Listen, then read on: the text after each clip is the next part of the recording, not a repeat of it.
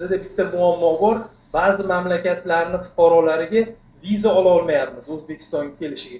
Katta korxonalar rahbarlariga shu jumladan viza olish muammosi bor. O'sha ba'zi mamlakatlar bor, bilamiz, nimaga tushgan, ya'ni viza olish juda ham qiyin. Shunga qaysi mamlakatlar? Ya'ni mana Liviya mamlakatidan yoki nima anaqa mamlakatlardan bor. Ba'zi arab mamlakatlari bor. Shu hamma ro'yxatini olib, menga berasiz, Vazirlar Mahkamasiga kiritasiz.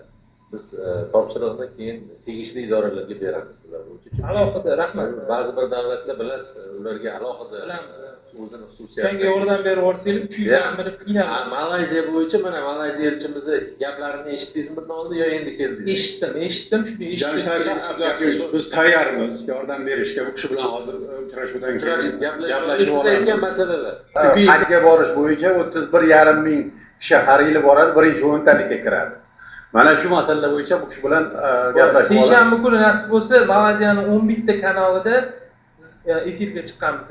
Mana shu kelayotgan seshanba kuni, agar nasib bo'lsa, imkoniyat bo'lsa, birgalikda agar chiqib shu joyda nima qilsak ham juda ham yaxshi bo'lardi. Katta bir nima. Yana bitta tadbirimiz road show'ni biz